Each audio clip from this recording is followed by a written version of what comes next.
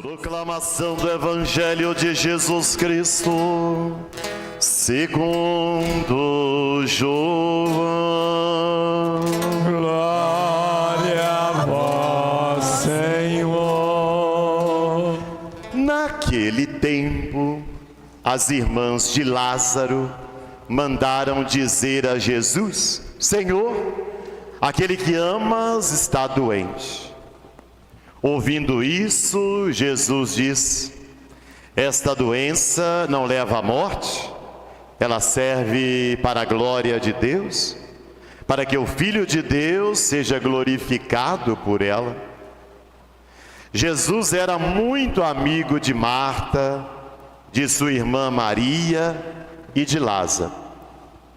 Quando ouviu que este estava doente, Jesus ficou ainda 2 dias no lugar onde se encontrava. Então disse aos discípulos: vamos de novo à Judéia. Quando Jesus chegou, encontrou Lázaro sepultado havia 4 dias. Quando Marta soube que Jesus tinha chegado, foi ao encontro dele. Maria ficou sentada em casa. Então Marta disse a Jesus: Senhor, se tivesses estado aqui, meu irmão não teria morrido. Mas mesmo assim, eu sei que o que pedires a Deus, Ele te concederá. Respondeu-lhe Jesus: teu irmão ressuscitará? Disse Marta: eu sei que ele ressuscitará na ressurreição do último dia. Então Jesus disse: eu sou a ressurreição e a vida. Quem crê em mim, mesmo que morra, viverá. E todo aquele que vive e crê em mim, não morrerá jamais. Crês isto? Respondeu ela: sim, Senhor, eu creio firmemente que Tu és o Messias, o Filho de Deus, que devia vir ao mundo. Jesus ficou profundamente comovido e perguntou: onde o colocastes? Responderam: vem ver, Senhor. E Jesus chorou. Então os judeus disseram: vede como ele o amava. Alguns deles, porém, diziam: este que abriu os olhos ao cego, não podia também ter feito com que Lázaro não morresse? De novo, Jesus ficou interiormente comovido. Chegou ao túmulo. Era uma caverna fechada com uma pedra. Jesus disse: tirai a pedra. Marta, a irmã do morto, interveio: Senhor, já cheira mal, está morto há 4 dias.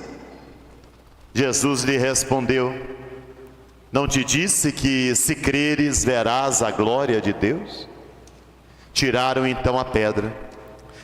Jesus levantou os olhos para o alto e disse: Pai, eu te dou graças porque me ouviste. Eu sei que sempre me escutas, mas eu digo isso por causa do povo que me rodeia, para que creia que Tu me enviaste. Tendo dito isso, exclamou com voz forte: Lázaro, vem para fora. O morto saiu, atado de mãos e pés e com os lençóis mortuários e o rosto coberto com um pano. Então Jesus lhe disse: desatai-o e deixe-o caminhar. Então muitos dos judeus que tinham ido à casa de Maria e viram o que Jesus fizera, creram nele. Palavra da salvação. Glória a vós, Senhor.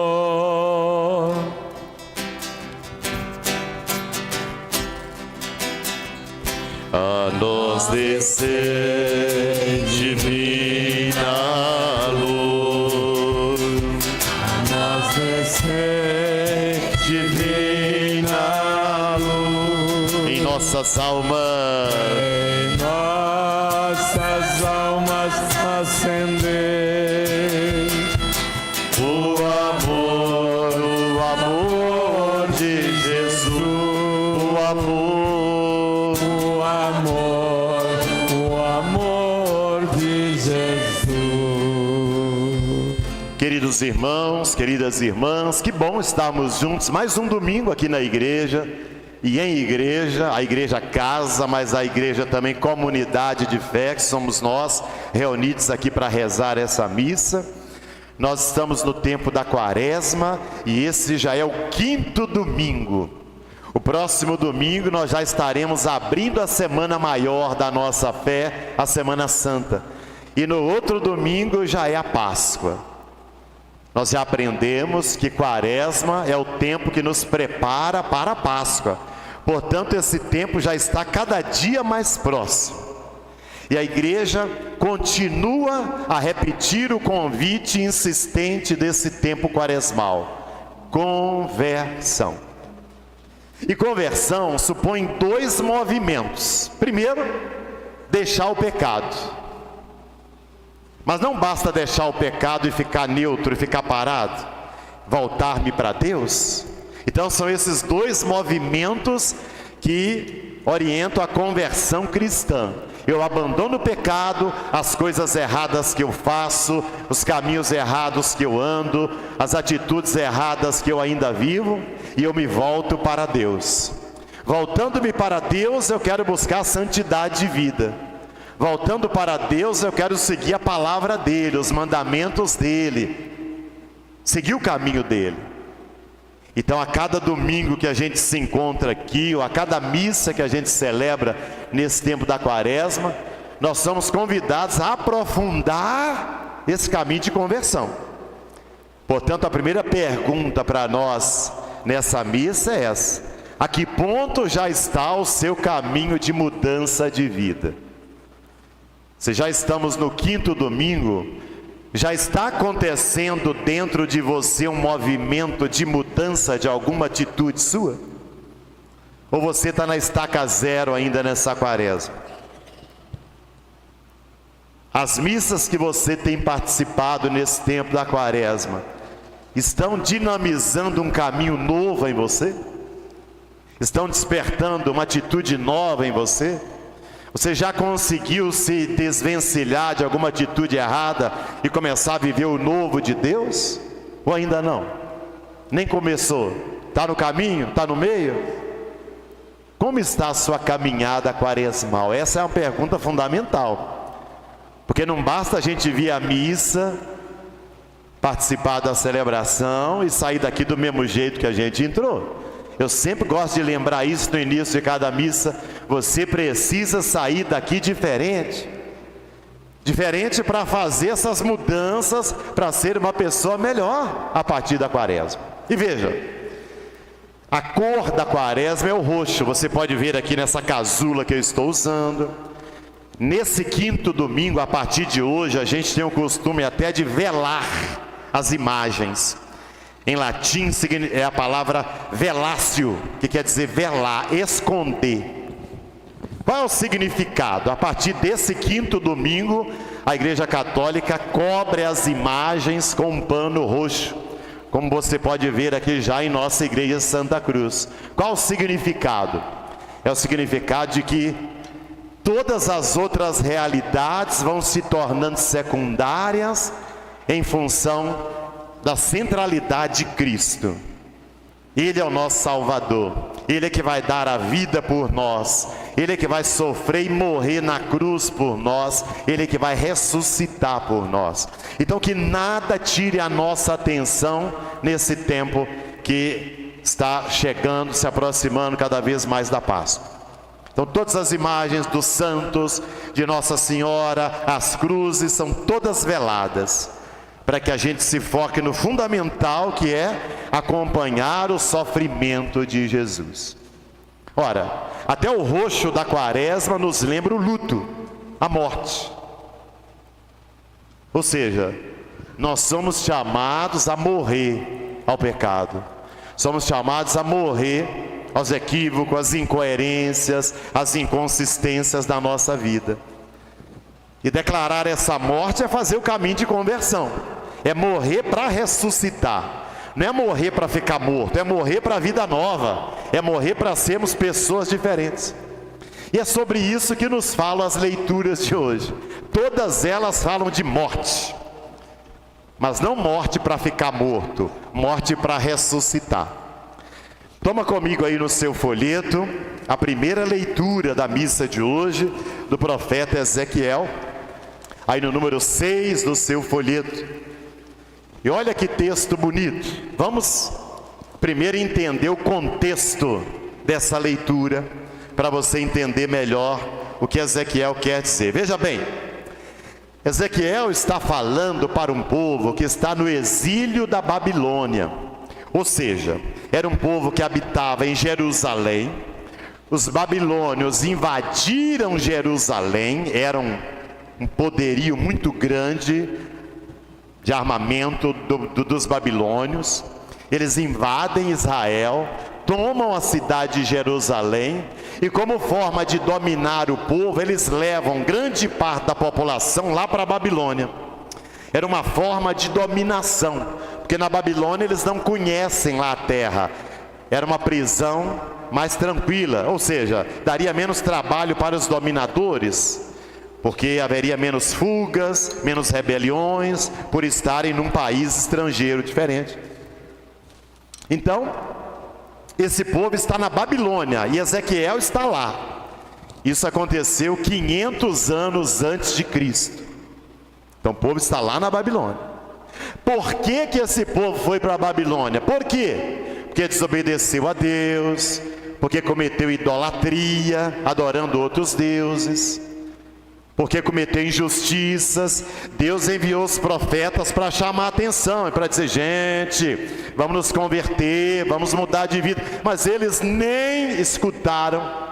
Aí veio então as consequências. Não é o castigo, veio as consequências da infidelidade, as consequências da desobediência à palavra de Deus. Foram invadidos e levados para a Babilônia, ficaram lá exilados durante muito tempo. É no meio desse exílio, esse povo que está sofrido, com saudade da terra, da família, da casa, do templo, que Ezequiel fala. Agora volta aí no texto comigo. Assim fala o Senhor Deus: ó meu povo, vou abrir as vossas sepulturas e conduzir-vos para a terra de Israel. Quais são essas sepulturas? O exílio da Babilônia é um grande cemitério, é um lugar de morte, de destruição, de opressão. Então quando Deus diz: eu vou abrir as sepulturas, Ele está dizendo: eu vou tirar vocês desse cemitério, desse túmulo que é a Babilônia, e conduzir-vos de volta para a terra de Israel. E quando eu abrir as vossas sepulturas, eu vos fizer sair delas, sabereis que eu sou o Senhor. Ou seja, que vocês não deveriam ter me desobedecido lá atrás, senão vocês nem estariam aqui hoje sofrendo dessa maneira. Porei em vós o meu espírito, para que vivais, e vos colocarei em vossa terra. Então sabereis que eu, Senhor, digo e faço. A palavra-chave aí é: ó meu povo, eu vou abrir as vossas sepulturas. E como eu já expliquei, essas sepulturas que Deus aí alude é a sepultura da Babilônia, onde esse povo está exilado. Mas nós estamos em 2026, em Araraquara, São Paulo, Brasil. E a palavra de Deus é sempre atual, ela nunca é velha. Então escuta Deus falando para você hoje assim: ei, você que está aqui na igreja Santa Cruz, na missa das 19h30 desse domingo da quaresma, eu vou abrir as vossas sepulturas e conduzir-vos para uma nova terra. A pergunta é: qual é a sepultura que você está hoje? Qual é a sua Babilônia? Qual é o seu lugar da escravidão, da opressão, da dependência? que você precisa então escutar a voz de Deus, porque esse não é seu lugar. Você não nasceu para ficar na sepultura. Você não nasceu para ficar no cemitério. Cemitério é lugar dos mortos, não dos vivos. Então hoje diz Deus para você: eu quero tirar você da sepultura. Qual é a sepultura que você está? Pode ser, por exemplo, a sepultura de algum vício. Você que fuma, por exemplo, cigarro, é uma sepultura? Todo vício é uma dependência. Toda dependência é uma escravidão. Toda escravidão acaba com o seu dinheiro, com a sua saúde, e domina você, você perde a sua liberdade. Então você que fuma, essa é a sua sepultura, e Deus quer tirar você daí. Se alguém está no mundo das drogas, na maconha, no crack, na cocaína ou qualquer outra droga, essa é a sepultura, e Deus quer tirar essa pessoa dessa sepultura. Se a sua sepultura é o alcoolismo, é não saber se moderar na bebida, e toda vez que você sai para beber ou em casa mesmo, termina sempre bêbado, não sabe se controlar, não tem equilíbrio, essa é a sua sepultura. Se o seu vício é das compras, estoura seu cartão, vive de supérfluo, está sempre comprando. Se vai a uma loja, passa ou num shopping, e nesse período agora, né, de passagem aí, do verão para o outono e as promoções todas, se você é daquela que não aguenta ver na vitrine de uma loja aquela palavra promoção, que já começa a dar calafrio de dentro de você, começa a dar aquela quentura dentro de você, não é a menopausa não, é aquela quentura de dizer compra, compra.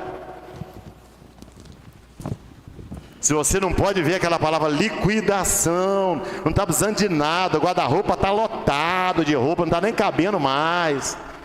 Você já está pegando as duas portas do guarda-roupa do seu marido, ele já está no cantinho, aí você já pegou as portas dele todas, mas quer comprar mais. Para você a sua sepultura é essa, é o consumo exagerado. Se o seu vício é comida, você não sabe fazer uma dieta e está precisando, você é diabético, você está obeso, você está com uma dificuldade aí da insulina, você está com alteração de pressão, está com algum problema, alguma disfunção orgânica e não está conseguindo fazer uma dieta, porque a comida domina você, essa é a sua sepultura. Se você tem o vício da pornografia, que tantos homens e mulheres têm hoje, escravos da pornografia, no celular, nos computadores, escravos de ficar mandando imagens nuas para as pessoas nos grupos de WhatsApp, se esse é o seu vício, uma sexualidade desregrada, uma sexualidade desenfreada, você não está sabendo lidar com seus afetos, com seus desejos, e eles estão dominando você de uma forma imoral, indecente, desnecessária, desequilibrada. É dessa sepultura que Deus quer tirar você. Você é uma dependência de um sexo irresponsável, com vários parceiros, sem fidelidade, nem no casamento consegue manter a fidelidade à pessoa com quem você se casou. Essa é a sua sepultura. Ou seja, cada um precisa olhar para si e perguntar. Eu dei aqui alguns exemplos, mas a sua vida só você conhece, e só você pode dizer: qual é a Babilônia que eu estou encarcerado, oprimida hoje? Qual é a minha sepultura que nessa missa Deus olha bem na minha cara, no meu rosto e diz assim: eu quero tirar você daí, você não nasceu para ficar nessa sepultura, não se acomode nesse lugar, não é o seu lugar, vamos sair daí, eu estou aqui para lhe ajudar. Mas não adianta, uma pessoa está dentro de um buraco, você está lá em cima, joga uma corda, se a pessoa ficar de braço cruzado, sentada, reclamando e não pegar a corda, nada vai acontecer. Se a pessoa está num buraco, você estende a mão para ela e quer ajudá-la a sair daquele buraco, e ela não estende a mão dela, não tem jeito. A pessoa precisa querer ser ajudada, senão não adianta eu querer dar ajuda para ela. Então a pergunta é essa: você quer ser ajudado a sair dessa sepultura? Ou você já está acomodado, tirando os prazeres efêmeros, passageiros dessa sepultura, esquecendo de ver tudo que você está perdendo e atrasando a sua vida, estando nesse lugar de atraso, que não te faz crescer e que não te faz feliz? Quem é você? A segunda leitura nos fala também de morte. É a carta de Paulo aos Romanos, está aí no número 8 do seu folheto. É uma leitura muito bonita, muito forte, porque Paulo faz uma contraposição entre dois tipos de vida. Veja: irmãos, os que vivem segundo a carne não podem agradar a Deus. Vós não viveis segundo a carne, mas segundo o Espírito, se realmente o Espírito Santo de Deus mora em vós. Se alguém não tem o Espírito de Cristo, não pertence a Cristo. Se, porém, Cristo está em vós, embora vosso corpo esteja ferido de morte por causa do pecado, vosso Espírito está cheio de vida, graças à justiça. Então veja bem, Paulo fala de dois modos de viver. Eu posso viver segundo o Espírito, eu posso viver segundo a carne. Não tem outro caminho. Então cada um de nós precisa hoje, assim, onde que eu estou aí? Não tem em cima do muro aqui. O que é viver segundo a carne? Carne significa uma vida sem Deus, uma vida longe do caminho de Deus, uma vida afastada da graça, da palavra, dos mandamentos, das orientações de Deus. Carne significa uma vida segundo os meus instintos, as minhas vontades. Aquilo que eu quero, eu faço. Me deu vontade, eu vou fazer. Isso é carne.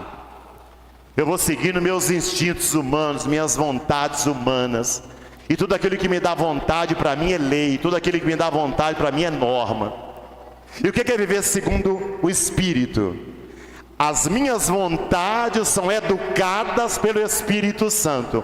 Então eu tenho vontade, graças a Deus que eu tenho vontade, que eu não sou pedra, nem porta, nem madeira, eu sou gente. Gente tem vontade, tem desejo. Agora, nem todos os meus desejos são bons e vão me fazer crescer e amadurecer. Então, se eu vivo segundo o Espírito, minhas vontades têm como critério a palavra de Deus. Isso é bom ou é ruim? Isso vai me levar para mais perto de Deus ou para mais longe de Deus? Isso vai me amadurecer ou me infantilizar? Isso vai me fazer amar mais ou vai me fazer afastar das pessoas? Isso vai me tornar uma pessoa melhor ou uma pessoa pior? Isso é viver segundo o Espírito. É quando o critério das minhas ações não são as minhas vontades. Me deu vontade, eu estou fazendo. Não. O critério das minhas ações é assim: o que Deus quer para mim, na minha vida?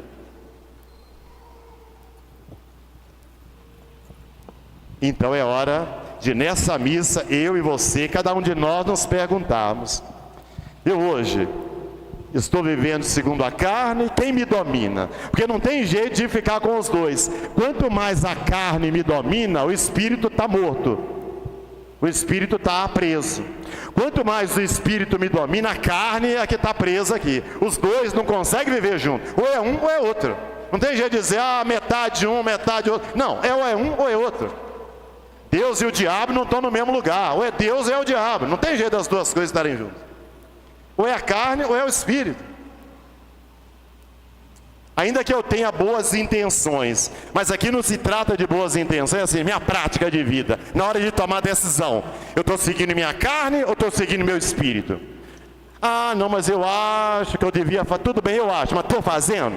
É isso na hora de viver? Na hora do vamos ver? Na hora de tomar decisão? Na hora de agir? É isso que eu estou fazendo? Ou eu vou segundo a carne, mesmo sabendo que o Espírito me pede? Essa é a questão.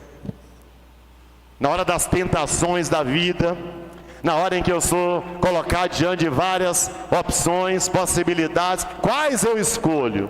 Eu me deixo guiar pelo Espírito ou me deixo guiar pela carne? Eu me deixo guiar pelo prazer imediato, por aquilo que eu gosto, pelo caminho mais fácil, por aquilo que é bom? Ou eu me deixo guiar por aquilo que me faz crescer e me faz uma pessoa mais de Deus? Qual é o critério? Essas Terceira pergunta para nós hoje. Lembrando, a primeira pergunta é: nessa quaresma você está fazendo um caminho de conversão?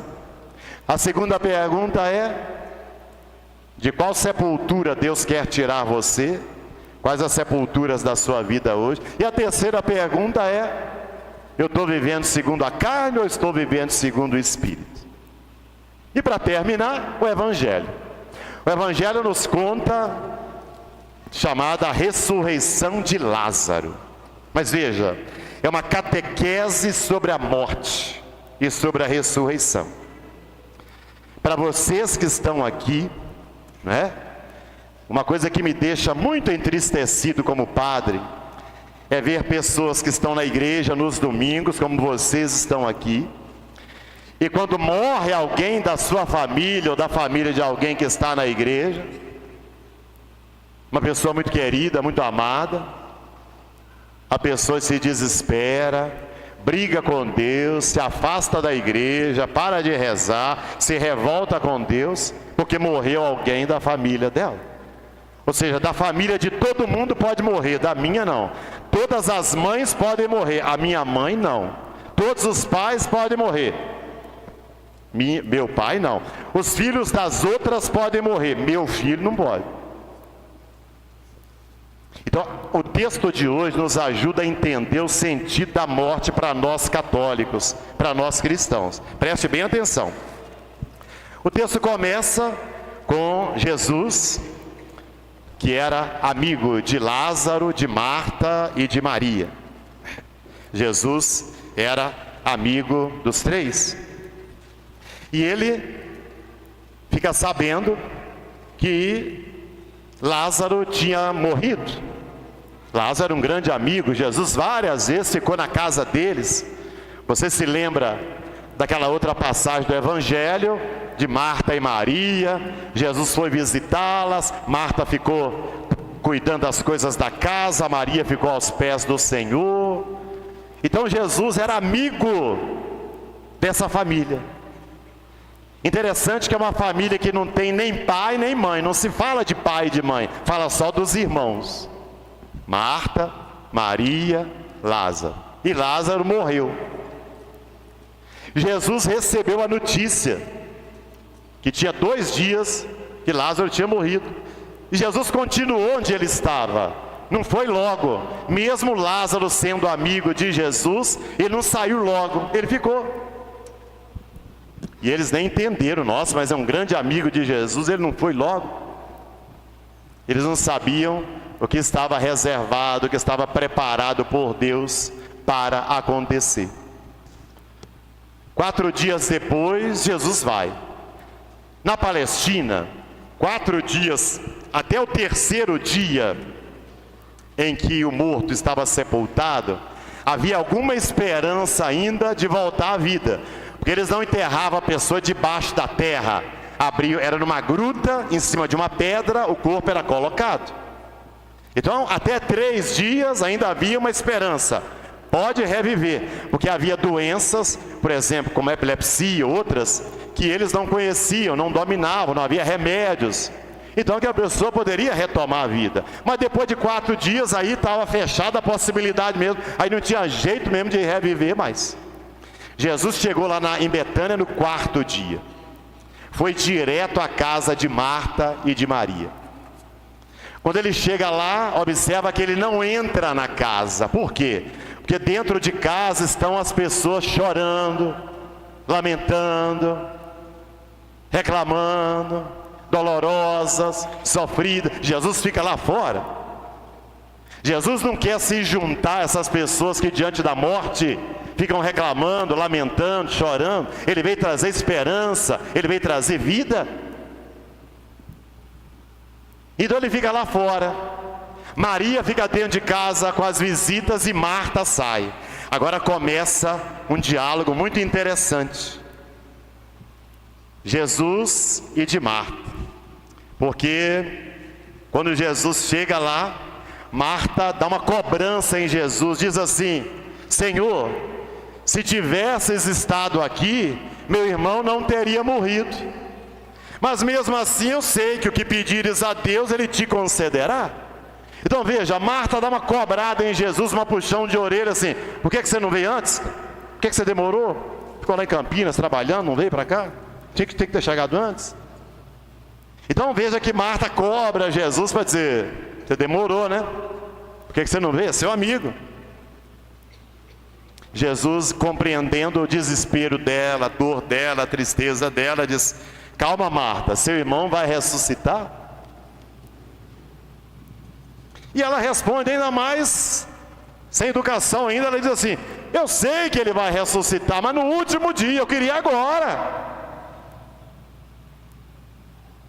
Aí Jesus diz uma palavra que deve estar gravada. Algumas frases da Bíblia a gente deveria escrever na porta da geladeira, do guarda-roupa, na porta da casa, na porta do banheiro, na porta da cozinha, no armário da cozinha, porque são palavras-chave que a gente deveria ler sempre, ficarem gravadas. Uma das frases é essa que eu vou ler agora para você, que Jesus disse: eu sou a ressurreição e a vida. Quem crê em mim, mesmo que morra, viverá. E todo aquele que vive e crê em mim, não morrerá jamais. Vou repetir: eu sou a ressurreição e a vida, Marta. Não é no último dia, não. Quem vive comigo está ressuscitado. Quem crê em mim, como Lázaro, mesmo que esteja morto, viverá. E aquele que vive, que não morreu e crê em mim, não morrerá jamais. Você acredita nisso, mulher? E ela então cai em si, toma consciência de com quem ela estava falando. Ela diz: sim, Senhor, eu creio firmemente que Tu és o Messias, o Filho de Deus que deveria vir a esse mundo. Ou seja, o que Jesus está dizendo é que Ele é ressurreição, Ele é vida, que para quem tem Jesus a morte é apenas uma passagem natural, necessária, que vai acontecer com todos nós e para a qual todos nós temos que estar preparados. Só que a gente não gosta de pensar na morte, só que a gente não gosta de falar da morte, só que a gente não gosta de contar com a possibilidade da morte. Então, quando ela acontece, pode ser que a pessoa da minha família tenha 100 anos, se ela morrer, parece que é um jovem de 18. Eu nunca me preparo para a morte das pessoas que eu amo. Parece que elas são eternas e nunca vão me deixar. Enquanto que a coisa mais certa que nós temos é a morte, que não sabemos nem o dia. E a morte não é só para pessoa idosa, não. Jovem morre, criança morre, adulto morre, pobre morre, rico morre. Ou seja, a morte é democrática, é para todos. Mas se nós temos fé, a gente acredita que a morte, que o cemitério não é o ponto final desse mundo, é apenas uma vírgula. Se nós temos fé, e é por isso que eu fico triste com aquelas pessoas que estão na igreja e na hora que morre alguém da família se desesperam e até brigam com Deus, porque essas pessoas não têm fé, não acreditam na ressurreição. Eu me lembro quando a minha mãe morreu há 13 anos atrás. Lógico que meu coração ficou agoniado, angustiado, aflito. A minha mãe é uma das pessoas mais importantes da minha vida. Agora, tudo que a mãe me ensinou, e até a minha vocação por eu estar aqui, eu devo muito a ela, é que a minha vida é para Deus. É que meu lugar é o céu, que meu destino é o céu. Agora, depois de todo o bem que ela fez nesse mundo, que ela pode alcançar o céu, eu vou me revoltar com Deus e querer trazê-la de volta para cá, sendo que ela está num lugar muito melhor do que eu, junto com Deus. Revoltar com Deus por causa disso seria incoerência de tudo que ela me ensinou, de tudo que a minha fé me deu, que ela me passou. Então é assim que nós católicos devemos pensar. Se eu venho à missa, se eu dou feliz Páscoa, o que é Páscoa? A ressurreição. Se eu creio na ressurreição, significa que a morte não é a última palavra, que toda pessoa que viveu com Jesus nesse mundo vai estar com Ele no céu, na vida eterna, que existe uma vida além. Essa é a nossa fé católica. Então eu vou ficar triste? Vou chorar? Vou. Meu coração vai ficar angustiado? Vai. Tudo isso é humano e vale a pena a gente viver intensamente. Agora, revoltar com Deus porque alguém morreu? Não. Entrar em depressão porque alguém morreu? Não. Parar de viver porque alguém morreu? Não. Querer entrar dentro do caixão com a pessoa e acabar a minha vida porque eu não casei, minha vida foi toda dedicada à minha mãe, agora minha mãe morreu, o que eu vou fazer da vida? Ora, eu vou viver, tem muita coisa para eu fazer na minha vida não se restringe à minha mãe que morreu, ao meu pai que eu cuidei dele a vida inteira. É uma questão de ressignificar a vida e não de ficar brigando com Deus. Então essa palavra de Jesus é muito forte. Eu sou a ressurreição e a vida.